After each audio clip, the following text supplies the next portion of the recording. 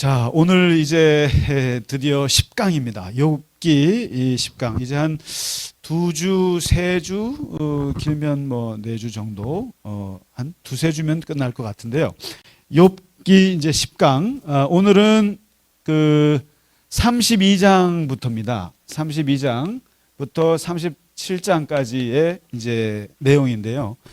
욥기가 이제 42장까지 있던가요? 그럴 거예요, 아마. 근데 이제 끝 마무리로 가고 있는데, 다시 한번 지금까지 하셨던 것을 정리하자면, 1장과 2장은 천상회의라고 그랬습니다. 천상에서 하나님과 사탄의 그런 욥에 대한 토론과 욥에게 고난을 줘보자라고 하는 것이 합의가 되고, 그리고 실제로 여기서 욥은 하나님이 기대했던 대로 주신 것도 여호와시고 거두신 것도 여호와시고 하나님을 찬양할지어다 하고 아주 모범적인 대답을 했으나, 이제 3장부터 오늘 28장까지가 되겠죠. 28장까지가 이제 새 친구가 등장하죠. 새 친구들과의 대화. 나의 고통이 어디서 왔는가? 그리고 이 고난은 왜 비롯됐는가를 놓고 아주 치열한 난타전을 벌이게 되죠.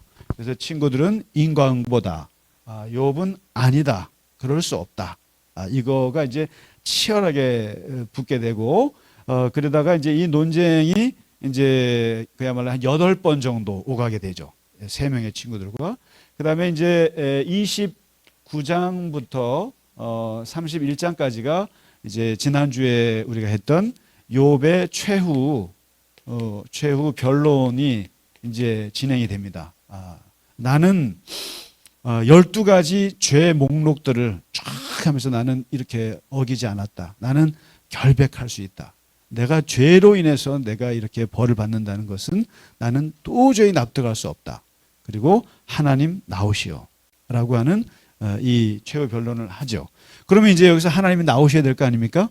근데 하나님이 나오기 전에 살짝 들어오는 사람이 생겨요. 그게 바로 오늘 공부할 32장부터 37장까지 무려 5장에 걸쳐서 하는 엘리후라고 하는 사람이 등장합니다. 엘리후. 이 사람은 이제 그러니까 드라마로 구성한다면은 친구가 4명이 온 거예요. 4명이 와서 큰형 엘리바스, 둘째 형 빌다, 셋째 소발, 이 세 형이 주도적으로 하는데 엘리후는 조금 학번이 떨어지는 거예요. 한 20년 아래 사람인 거예요. 근데 이 사람도 학자, 신학자, 쉽게 말하면. 그러니까 이제 원로 학자들이 셋이서 쫙 욥이랑 할 때 옆에서 가만히 지켜본 거죠. 뭐냐면 나이 차이가 많이 나서 내가 나설 일이 아니다 생각해서 옆에서 듣고만 있었던 사람이 이 엘리후인데, 이 사람이 욥이 이제 최후 변론까지 다 맞춰서 이제 끝내려고 하는데 갑자기 끼어들어서 무려 5장에 걸쳐서 연설을 합니다.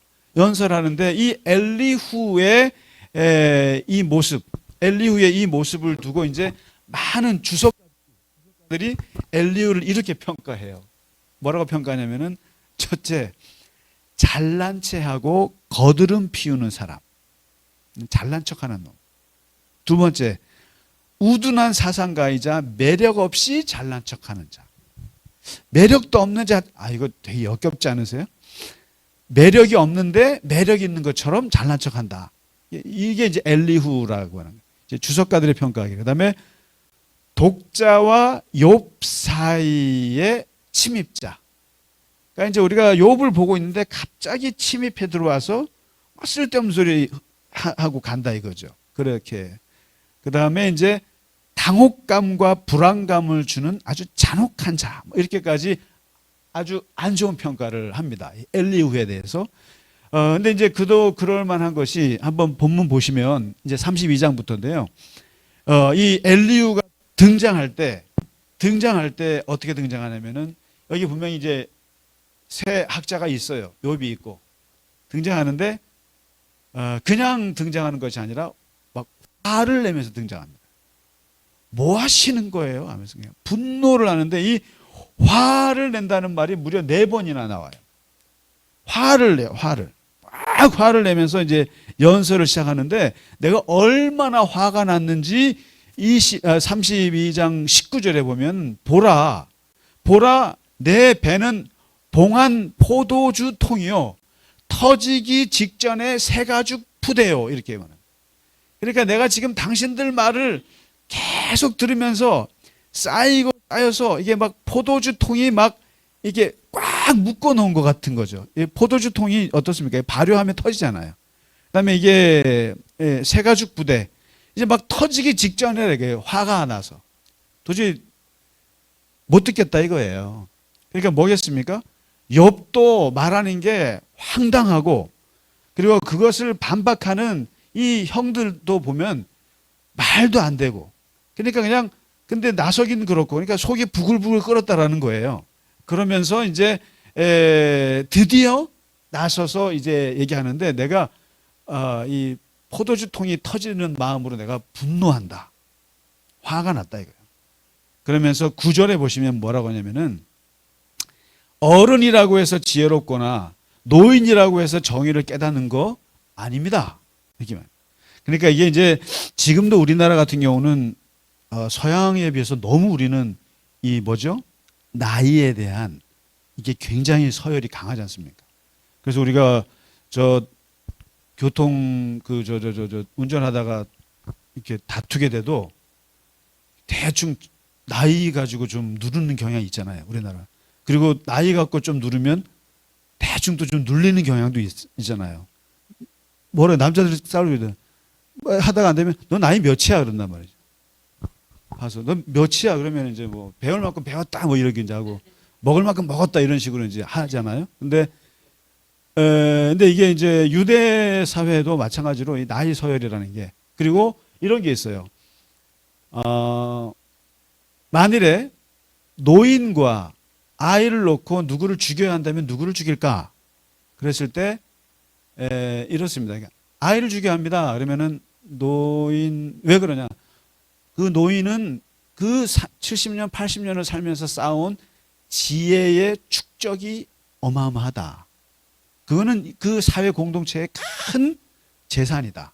그래서 이 노인을 공경하는 이유 중에 하나가 그 노인이 갖고 있는 지혜를 무시 못한다는 거거든요. 이제 그런 면에 그다음에 이제 그러면 노인을 죽이고 아이를 살려야 된다 그러면은 미래를 봐라. 이런 차원인데 아무튼 나이가 연로하다고 하는 것은 지혜의 축적이에요. 지혜와 이런 것들은 이제 인정을 받는 것인데 여기서 마찬가지죠. 일단은 노학자들의 말이 우선인 거죠. 그러니까 엘리후가 거기서 끼지 못했던 거예요. 자기도 배우긴 배웠지만 나이가 어리기 때문에. 그런데 이제 너무 화가 나니까 이제 뭐라고 그걸 말을 뒤집는 거예요. 어른이라고 해서 지혜로운 거 아니다. 노인이라고 해서 정의를 깨닫는 건 아니다. 이 말이 맞아요, 틀려요? 또 맞죠, 또. 네, 이 말도 맞죠. 뭐 나이 든다고 해서 또 그건 아니죠. 그래서 우리가 이제 뭐 어른과 뭐 노인을 구분하더만요. 그래서 어른은 진짜 지혜로운 사람들 말하는 거고 노인, 뭐 꼰대, 뭐 이런 식으로 얘기를 하던데, 근데 아무튼 어른은 다른 거다. 근데 이제 그거를 이제 제기하면서 일종의 노인 폄하 발언을 하는 거죠. 그러니까 형들 그 학자들이라고 해서 잘한 거 아니다. 나이 많다고 해서 이제 이렇게 치고 들어가죠. 뭡니까? 무례한 거죠. 첫째 분노, 두 번째 무례함을, 그 다음에 세 번째 8절에 보면 사람 속에는 영이 있고 전능자의 숨결이 사람에게 깨달음을 줍니다. 그러니까 어른이라고 해서 성령 받는 거 아닙니다. 누구나 다 성령 받습니다. 누구나 다 하나님의 숨결이 끼옵니다. 나도 깨달을 수 있다 이 말이죠. 나도 깨달을 수 있습니다. 그리고 나에게는 지금 그러니 나에게 하나님이 말씀하셨습니다 하고 얘기하는데 교만한 거죠. 여러분 하나님이 나에게 말씀하셨습니다 이렇게 말하시고 다니면 안 돼요. 어디 가서 하나님이 나에게 말씀하셨어요. 하나님이 나에게 계시하셨어요. 뭐 하나님의 뜻이에요. 함부로 안정적으로 얘기하면 안 돼요. 왜? 하나님은 너무나 크신 분이시기 때문에 거기에 대해서 아주 먼지 같은 내가 하나님의 뜻을 깨달았다고 건방을 떨면 절대 안 돼요. 그러니까 소위 말해서 계시 받았다, 이거는 말이 안 되는 얘기예요. 말이 안 되는 거예요. 그러니까 이단 교주들이 근데 그런 말을 또 좋아해, 사람들은. 그러니까 저는 이단 교주가 될 수가 없어요. 왜냐하면 이것저것을 다 얘기하니까. 그러니까 뭐냐면 겸손한 사람들은 그런 걸 할 수가 없어요. 그러니까 제가 겸손하다는 게 아니라 그거죠. 그러니까 나는 계시 받았어. 어제 하나님 말씀하셨어. 너 이렇게 얘기하면 사람들이 그걸 또 좋아해요. 그걸 좋아한다니까요. 있어 보이고요. 근데 지금 나에게 하나님의 영이 있어, 내 안에. 나는 전능자가 나에게 말씀하셨어. 이거를 함부로 얘기하면 안 돼요, 이게. 그러니까 사람, 이게 어려움이에요. 저도. 확실하게 막 얘기하면 사람들이 막 너무 좋아해. 근데 거짓말인데. 그렇잖아요. 근데 이것도 그렇고 저것도 그렇고 얘기를 하면 재미없어요. 그러니까 지금 이 엘리후가 나 하나님의 영을 받았어 하고 얘기하는 거예요. 교만한 거죠. 그 다음에 21절에 나는 결코 사람의 낯을 보지 않고 사람에게 영광을 돌리지 않으며 아첨할 줄 몰라요. 나는 내 할 말 다 해요. 이 뭡니까? 독선이죠. 독선. 나는 사람 무서운 줄 몰라. 난 사람 무서운 줄 모르고 눈치 안 봐. 나는 내가 하고 싶은 말 다 해. 이런 사람이 있잖아요. 그러니까 사람들 앞에서 나는요 아부 못해요. 나는 직선적이에요. 나는요 내 속에 있는 말 다 해요. 그게 좋아 보이세요? 아니에요. 그렇게 좋은 거 아니에요. 사람은 예의라는 게 있어야 돼요.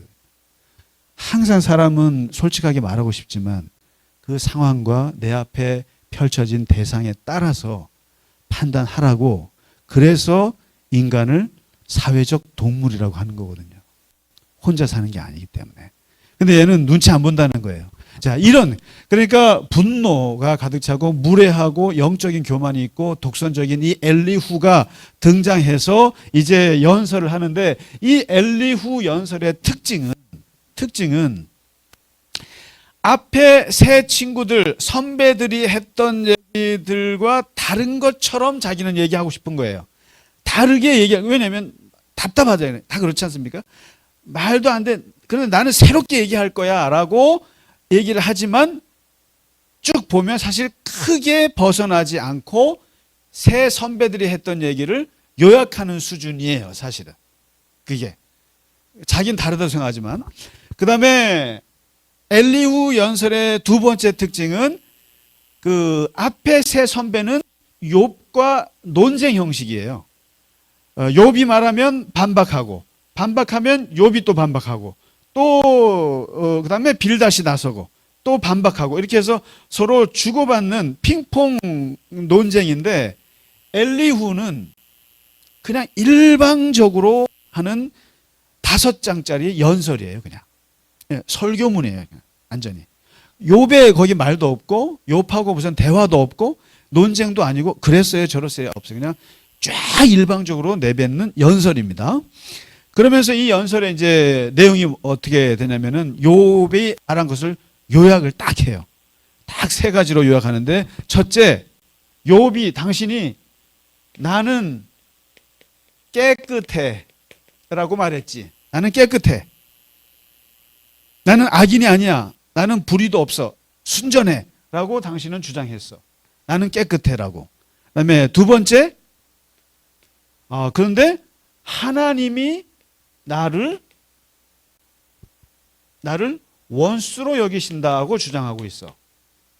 하나님이 나를 원수로 여기신다고, 하나님이 나를 괴롭히신다고 주장하고 있어. 맞죠? 그 다음에 세 번째, 하나님이 내 발에 착고를 채우시고 나를 감시한다고 주장하고 있어. 당신은 나의 모든 길을 감시한다고. 자, 이렇게 이제 욥의 지금까지 이야기를 엘리후가 듣고 요약을 했어요. 요약 잘했죠. 맞는 말이죠. 무죄 주장하고 앉아있고, 그리고 모든 걸 다 하나님 탓으로 돌리고 있다. 요약을 한 거죠. 그러면서 욥의 이러한 주장에 대해서 엘리후가 이제 반박을 하는데 먼저 크게 하나님 변호를 합니다. 하나님 변호를 하는데 딱 세 가지예요.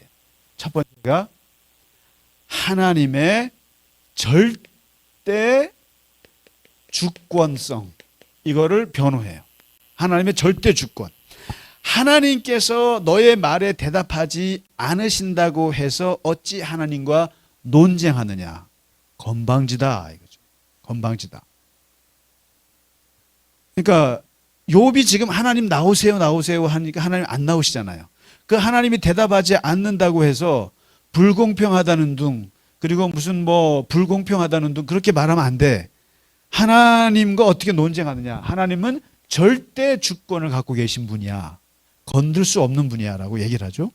그 다음에 두 번째, 엘리후가 욥에게 반박하는 게 하나님의 절대 정의성이에요. 하나님의 절대 정의성이죠. 그러니까 하나님은 악을 행하지 않아. 하나님은 결코 불을 행하지 않아. 하나님이 너에게 폭력을 행했다고 하는 너의 주장은 말도 안 돼.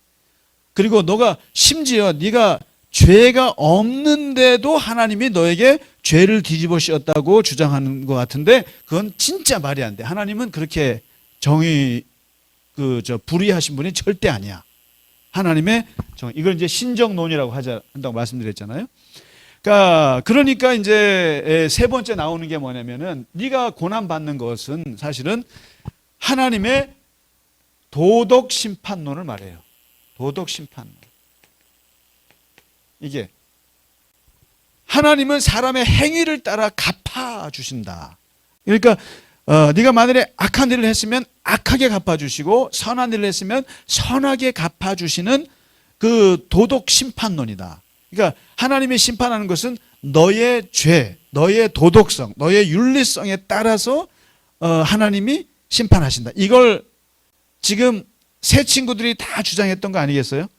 지금 사실은 모든 친구들이 욥에게 강요하고 해석하고 있는 것이 바로 이 도덕 심판론이에요. 한마디로 말하면. 그러니까 죄 지으면은 벌 받는다. 이게 우리가 이제 그러지 않습니까? 뭐 어떤 나쁜 일을 하면 천벌을 받을 인간. 근데 천벌을 받던가요? 그거에 대해서 욥이 도덕 심판론은 아니다라는 거예요. 이거에 대해서 문제 제기를 한 거고, 이 이제 친구들은 이거를 얘기하는 거죠. 그러니까 여기서 하나님은 다 빠져나가시는 거죠. 하나님은 절대 주권이시고 하나님은 절대 불의를 행하지 않으시고, 그러니까 네가 고난받는 것은 네 죄 때문에 그런 거지, 하나님이 그것 때문에 너를 벌한 건 아니야. 이렇게 이제 반박을 해요. 반박을 해서 이제 이렇게 하는데, 결국 엘리후의 말은 이게 다 똑같은 얘기예요. 친구들이랑 다 똑같은 얘기인데, 이제 엘리후가 다른 세 선배들하고 다른 주장이 딱 두 가지가 있어요. 요걸 오늘 좀 보시면 좋을 것 같아요. 이 두 가지 주장인데, 우리에게도 이 고난을 해석하는 하나의 방법이기도 해요. 이게 뭐냐면 다 기본적으로 인과응보입니다. 기본적으로 의인 형통, 악인 형벌이에요. 그다음에 죄에 의한 형벌로서 고통을 당한다. 이게 이제 다 똑같은 그 맥락인데, 여기서 살짝 엘리후가 다른 게 한 가지가 있는데, 그게 뭐냐면은 제가 만든 말입니다만 고난 교육론이에요. 고난 교육론이죠. 고통 훈육론이라고 말할 수 있어요. 뭐냐면 이 엘리후는 욥이 고난 받는 것을 어떻게 말하냐면은 하나님이 이 고난을 통해서 너에게 뭔가를 교육하고자 하시 거야.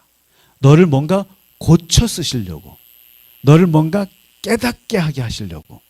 그래서 너를 좀 더 성숙한 인간, 좀 더 강한 인간, 좀 더 하나님 앞에 그 마음에 맞는 인간을 만들기 위해서 너에게 이렇게 고난을 주신 거야. 어떻게 해석 괜찮아요? 내가 이렇게 고난을 당하는 거는 하나님이 뭔가 나를 깨닫게 하려고 그러시는 거예요. 하나님이 나를 뭔가 알려주시려고 그러실 거야. 이런 해석 많이 듣지 않았어요?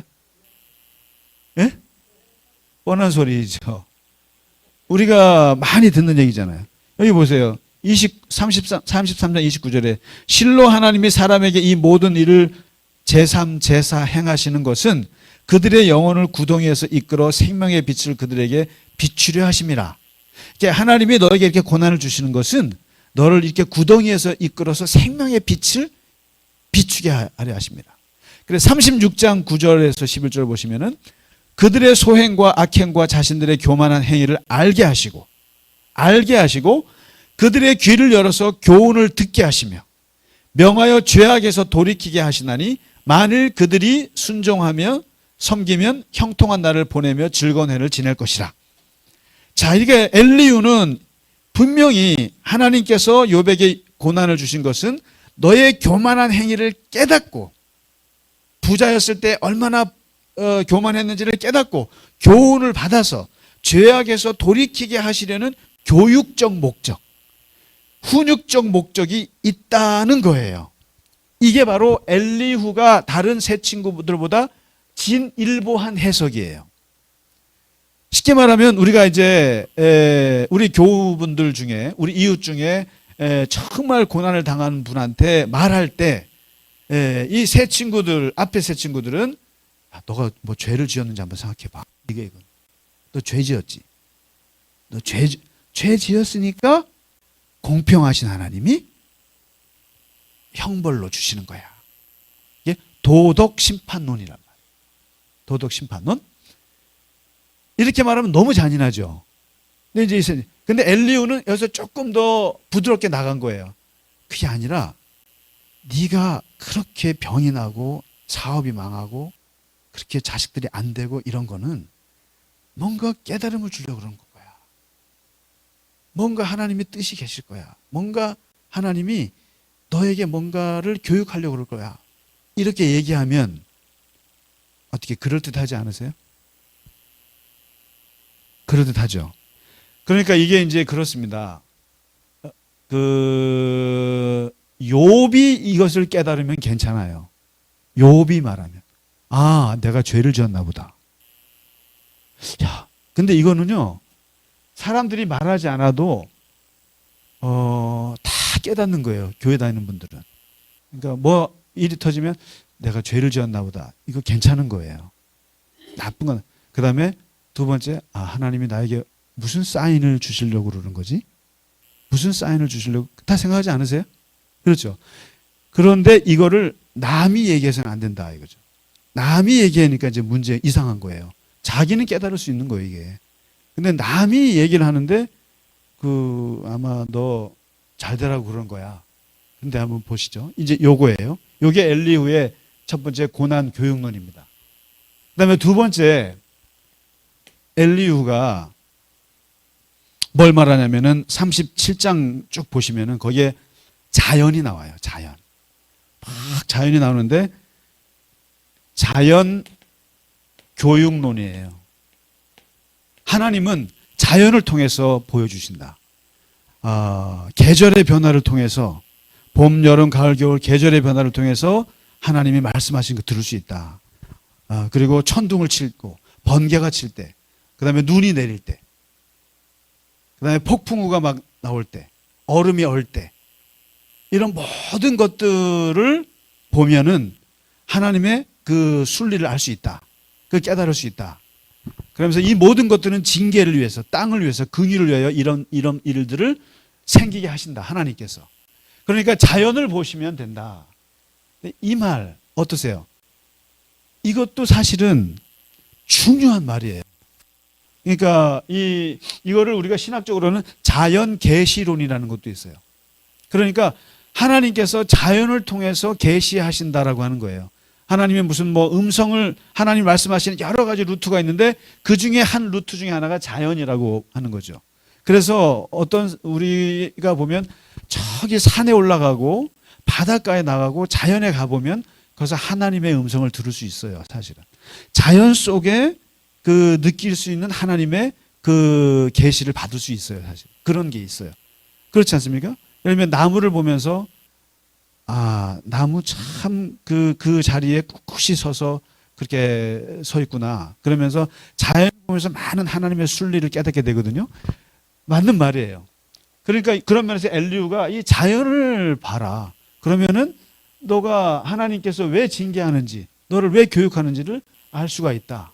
이제 이 자연에 대한 얘기를 합니다. 이게 이제 엘리후가 주장하는 두 가지 큰 주장이에요. 고난을 통해서 너를 교육하려고 하신다. 자연을 보면 하나님의 음성을 들을 수 있으니까 자연에 나가서 여기 집에 처박혀 있지 말고 저기 북한산 인수봉이라도 가가지고, 인수봉이 있나요? 북한산에? 거기 형제봉 가서 거기서 하나님 예배하고 그러다 보면 네가 회복될 거야. 이런 얘기거든요. 자, 그러면 이 엘리후의 두 가지 이야기, 고난 교육론과 자연 교육론 두 가지의 맹점이 뭐냐 도대체? 문제가 무엇이냐? 지금 이렇게 하나님이 욥에게 고통을 주신 것은 교육하기 위해서, 고치기 위해서, 깨닫게 하기 위함이라고 이렇게 말을 하면 욥이 과연 수긍할 수 있을까요? 문제는 욥이 이 말을, 엘리후의 말을 수긍할 수 있을까요? 수긍할 수 있을까요? 이렇게 말할 수 있을 거예요. 욥이 아, 그래, 하나님이 나를 깨닫게 하시려고 나를 깨닫게 하시려고 자식 열을 죽여? 열을 죽여? 나를 뭘 깨닫게 하시려고 재산 전부 다 뺏어가? 나를 깨닫게 하시려고, 나를 강하게 하시려고, 나를 그렇게 하시려고 건강을 이렇게 다 뺏어가? 자, 엘리후의 말은 피상적이고 또 피상적인 얘기예요. 장난도 이런 장난이 없어요. 아니, 이건 마치 어떤 일이 어떤 일상이 벌어지면 선생들이 이런 걸 잘 써요. 여러분, 그 스포츠 코치들 문제 많잖아요. 막 이렇게 때려가지고, 선수들 때려가지고 문제되는 사람들 많잖아요. 근데 뭐냐면 그들이 때릴 때 했던 말들이 뭐겠어요? 그거죠. 너가 금메달을 따려면 금메달을 따기 위한 거야. 그리고 선생이 너가 진짜 제대로 된 어른이 되게 하기 위해서 내가 너를 채찍질을 가하는 거야 하면서 때리고, 또 우리 어렸을 때 그게 맞나 보다 하고 얻어 맞았죠. 그렇게 맞았단 말이에요. 선생님한테 뺨 맞고 그냥 야구 방망이로 엉덩이 맞고 할 때 선생님들이 때리는 명분이 뭐예요? 네 잘되라고 하는 거야 이 새끼야 하면서 막 욕 나오네. 아이고, 잘되라고. 부모님 중에서도 아주 그런 부모님들 있죠. 너 잘되라고 했던 거야 내가 다. 잘되라고 했던 거고 잘되라고 너를 때렸고 내가 했던 거야 라고 말하는데, 과연 그 말을 듣는 아들이나 그 말을 듣는 학생이나 그 말을 듣는 선수들은 어떻게 느낄까요? 내 맞는 동안에 내가 받은 상처요. 내가 받은 그 아픔들, 이미 그거로 인해서 내가 잃어버린 이 세상은 어떻게 할 건데요? 욥이 그래. 아니, 하나님이 나를 뭘 깨닫게 하시려고 그렇게 나를 자식들 다 죽여가면서 뭘 깨닫게 하시게요? 이건 말이 안 되는 얘기예요. 그러니까 고난을 통해서 뭔가 교육하고자 하는 것은 내가 그렇게 느끼면 돼요. 내가 느끼면 되는 거지 남이 지금 하는 이거는 안 되는 거예요. 그래서 우리가 세상을 해석할 때, 어떤 고난을 받을 때, 나라도 마찬가지죠. 나라에 대해서도 뭐 우리가 이렇게 고난받는 것은 뭔가 잘 되고 좋은 말이죠. 그러나 그것은 우리 얘기고 남에게 그렇게 하면 안 된다. 이 엘리후의 얘기는. 그러니까 채찍도 어느 정도여야 된다는 거예요. 어느 정도여야지 그렇게 다 뺏어놓고. 그러니까 이렇게 볼 수 있죠. 요셉이 말이죠. 요셉이 형제들한테 버림받았어요. 그 다음에 노예로 팔려갔어요. 그리고 노예로 팔려간 것도 모자라서 억울하게 감옥까지 갔어요. 자, 그러면 그 순간순간들을 볼 때 옆에서 말해요. 요셉아, 하나님이 너를 총리가 되게 하시려고 형제들이 너를 버린 거야. 너를 감옥에 가게 한 거야. 너를 억울함을 당한 거야. 이렇게 말해야겠어요? 현재 감옥에 있는 요셉에게 그렇게 말할 수는 없는 거예요. 그렇게 말하면 안 되고, 이것은 요셉이 나이 30에 총리가 되고 36에 자기 형제들을 만났을 때 하는 얘기가 이건 거예요. 자기가 하는 얘기예요. 내가 형제들을 구하려고 형들이 나를 버렸고요. 내가 감옥 갔고요. 노예가 됐고요. 그렇게 이렇게 억울함에 고난을 받았던 거예요. 지금 생각해 보니까요. 이런 거지. 그것도 마찬가지예요. 욥도 모든 것이 다 해결되고 나서 할 수 있는 말이, 아, 하나님 나를 이렇게 업그레이드 시키려고 이런 고난을 주셨구나라고 말할 수 있는 거지. 어디 그 고난의 현장에 있는 욥에게 엘리우라는 그 젊은 애가 와가지고 그렇게 함부로 말을 해요. 건방진 거죠. 그러니까 이건 아니라 이 말이죠. 그러니까 말이 틀린 건 아니에요. 고난을 통해서 교육하시죠, 하나님께서. 그러나 그렇게 이게 때와 장소가 틀리다. 그다음에 두 번째, 아주 기가 막힌 얘기인데, 자연이 하나님의 학교다. 자연이 하나님의 학교냐? 자연의 경이로움을 통해서 하나님의 교훈을 깨달으라고? 깨달을 수 있죠, 물론. 깨달을 수 있고, 얼마든지 계절의 변화를 통해서 하나님의 그 뜻을 헤아릴 수가 있어요. 그런데 때로는 갑작스럽게 날씨가 변하는 것, 갑작스러운 폭풍우, 이런 것들은 엄청난 재앙이 될 수가 있어요. 엄청난 재앙이 될 수 있는데, 한번 보세요. 이 폭풍우 있잖아요. 폭풍우가 하나님의 심판일까? 하나님의 심판일까? 어떻게 생각하세요? 자, 이 폭풍우가. 이게 여기서도 지금 욥기가 이제 그 성경에 자연 심판론을 이제 문제 제기하는 거예요. 우리가 아까 이게 이제 잘 정리하셔야 돼요. 이 고난을 놓고 지금 얘기하는 큰 틀이 뭐냐면은, 첫째가 도덕 심판론인 거예요. 도덕 심판론. 그러니까 사람이 죄를 져서 나쁜 짓을 해서 재앙을 받는다. 도덕 심판론인데, 이거는 지금 욥기에서 깨지는 거예요. 그래, 욥이 뭐라고까지 말했습니까? 아니, 내가 그러잖아요. 내가 죄를 짓는 게 하나님께 뭐 그렇게 큰 손해라고 이렇게 괴롭히십니까? 이거 굉장히 그거 한 얘기예요. 뭐라 그럴까? 아주 정말 냉소적인 얘기예요. 그렇지 않습니까? 권사님이 뭐 죄를 지으신다고 해서 하나님 나라에 큰 뭐 손해가 있나요? 우리 이렇게 말하죠. 뭐 큰 위대한 목사님들이나 큰 뭐 기독교인 뭐 정치인이나 대통령이 나쁜 짓 하면은 하나님 영광 가린다. 이렇게 말할 수 있을지 몰라도 욥은 지금 아주 시니컬하게 말하는 거예요. 내가 뭐 그렇게 죄를 짓는다고 해서 하나님이 그렇게 손해 보세요. 이렇게 맞는 말이에요, 틀린 말이에요? 맞는 말이죠, 사실은. 그런 면에서 이 도덕을 가지고 하나님이 재앙을 주고 심판하신다는 것은 아니다라고 얘기를 하는 거예요, 지금. 그 다음에 두 번째가 자연 심판론인 거예요. 자연 심판론. 이것도 굉장히 기독교인들 머릿속에 박혀 있는 것 중에 하나예요. 왜요? 노아의 홍수. 물로 심판했잖아요. 이렇게 나오죠. 그 다음에 소돔과 고모라. 유황불로 한 도시를 태워버렸단 말이죠. 그 다음에 애굽의 그 수많은 메뚜기 떼, 암흑, 그 다음에 뭡니까? 뭐 파리 떼, 그리고 뭐 물이 피가 되는 그 10가지 재앙. 그게 뭡니까? 다 자연 심판이잖아요. 자연을 심판하니까 사람들에게 이러한 것이 성경에 있다 보니까 우리들에게 뭐가 있냐면은, 자연에 재앙이 오고 재난이 발생하면 여기에다가도 또다시 인간의 죄를 개입을 해요. 인간이 뭔가 죄를 지었나 보다. 인간이 뭔가 죄를 지어서 여기 하나님이 이렇게 심판하시나 보다. 그렇게 생각할 수 있지요. 할 수 있죠. 솔직히 말해서 여기 서울의 마늘에 강도 8에 지진이 확 나갖고 막 무너졌다. 그럼 어떻게 생각하시겠어요? 야, 우리가 뭐 죄를 지었나? 이 사람들은 꼭 명분을 만들어요. 대통령이 뭐 잘못했나?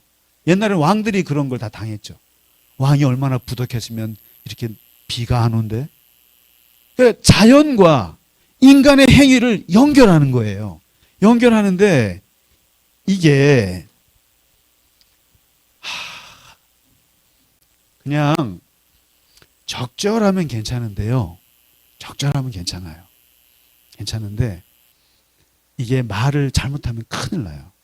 옛날에 동남아에서 쓰나미가 발생했을 때 그 우리나라 목사님들이 뭐라고 그랬습니까? 설교 때. 그 힌두교 국가, 불교 국가, 그리고 그 이슬람 우상 숭배하는 나라들만 쓰나미 해일을 당했다. 그래서 그리고 이 나라들이 다 기독교를 박해한 나라들이다. 그래서 하나님이 심판한 거다. 쓰나미로 쓸어버린 거다. 잘 됐다는 얘기예요, 못 됐다는 얘기예요. 그러니까 그렇게 자연 심판론을 얘기했어요. 자, 그러면 쉽게 말하면은 제 주변에도 그런 분이 있어요. 불교 국가는 다 죽여야 되죠? 그래요. 저한테 자꾸 물어봐요. 그러니까 뭐 이슬람 다 죽여야 되죠? 뭐 이렇게 하는 분이 있긴 있어요. 근데 그러니까 불교 국가에서 쓰나미가 났네? 그거 봐, 하나님 안 믿어서 그런 거야 라고 자연 심판론을 얘기했는데, 그러면 거꾸로 한번 보자고요. 기독교 국가는 재앙이 없는가? 기독교 국가는 재앙이 없는가? 2017년에요. 8월에 미국 텍사스에 기억나세요? 루이지애나 태풍 불었잖아요. 그 하비. 엄청나게 많이 죽었어요. 엄청 많이 죽고 막 재산 피해가 엄청나게 발생했어요. 근데 여러분, 텍사스 루이지애나가 어디예요? 텍사스가 어떤 땅이에요? 미국에서는 영적인 지도가 있어요. 영적인 지도가 있어요. 이렇게 그 미국의 지도. 그걸 뭐냐면 바이블 벨트라고 그래요. 바이블 벨트. 다시 말해서 텍사스를 비롯해서 남부 지역에서 기독교세가 강한 지역을 바이블 벨트라고 그래요. 미국에. 바이블 벨트. 이렇게 쉽게 말하면 이제 이게 기독교 동네라는 거예요. 이게 이렇게 그 벨트라고 그러는데, 그게 대표적인 데가 텍사스라고요. 그럼요. 근데 그 텍사스에서 태풍으로 엄청 많이 죽었어. 그럴 때 그럼 사람 뭐라고 말할 거예요? 하나님 뭐지? 대표적인 이것 때문에 바로 이 자연심판론이 얼마나 문제가 많은지를 가장 대표적으로 보여주는 사건이 1755년 11월 포르투갈 리스본에서 발생했어요. 이거는 기독교 세계관을 완전히 뒤집어 놓게 한 사건이었어요.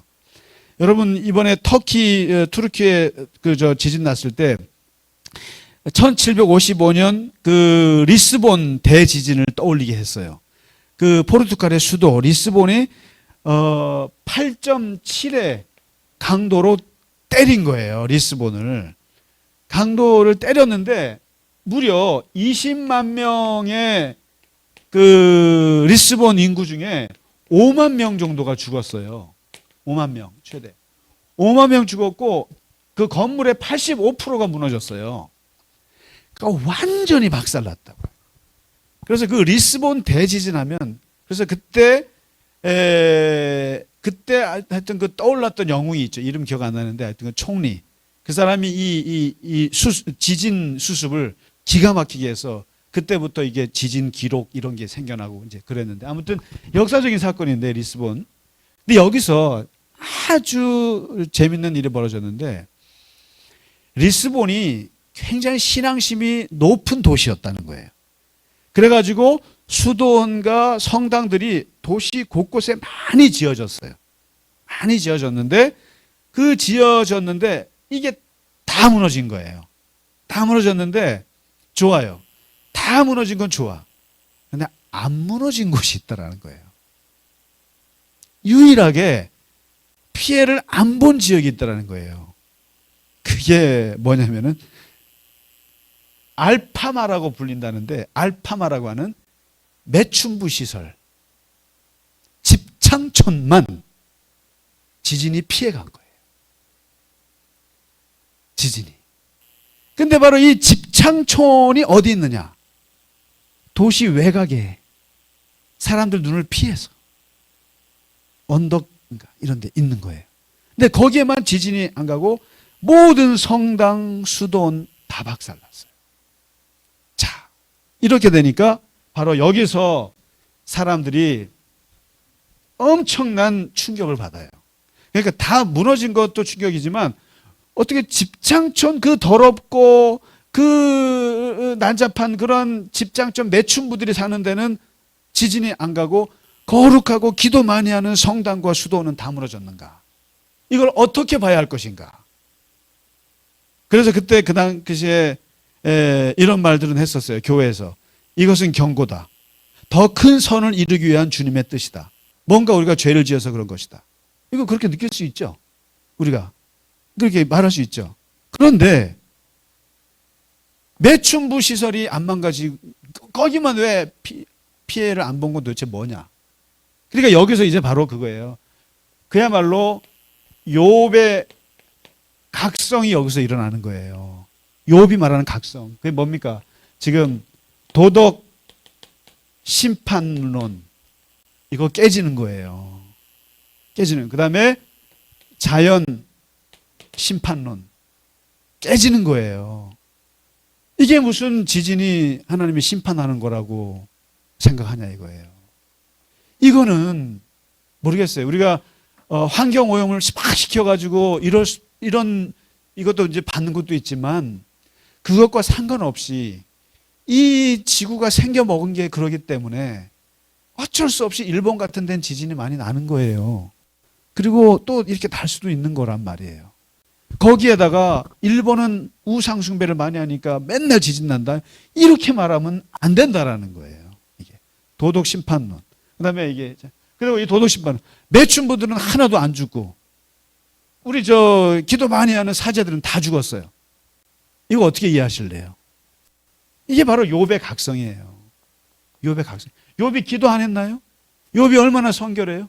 얼마나 경건한 사람이에요? 얼마나 정의로운 사람이에요? 나름대로? 근데 이 사람에게 당하는 고난을 놓고 이 사람에게 죄를 뒤집어 씌워요? 안 돼요. 도덕 심판론과 자연 심판론.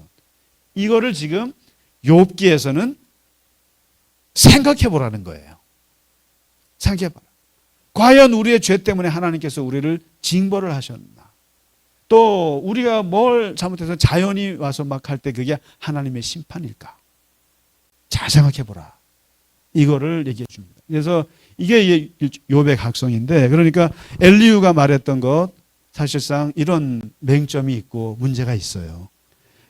그러니까 뭐 들어보시니까 어떠세요? 이게 굉장히 많은 생각을 하게 하는 거예요. 이 욥기가요. 절대 가벼운 책이 아닙니다. 자, 이렇게 해서 이제 오늘까지 해서 욥과 친구들과의 모든 논쟁이 이제 끝났습니다. 끝났고 이제 다음 주에 드디어 하나님이 나오셔서 무슨 말씀을 하실지 한번 38장부터 42장 정도까지 읽어오시면 좋겠습니다. 그래서 다음 주에 하나님의 말씀의 그 의미와 욥의 새로운 변화가 어떤 것이 있는지 같이 공부하도록 하겠습니다. 고생 많으셨습니다. 감사합니다. 고맙습니다. 네.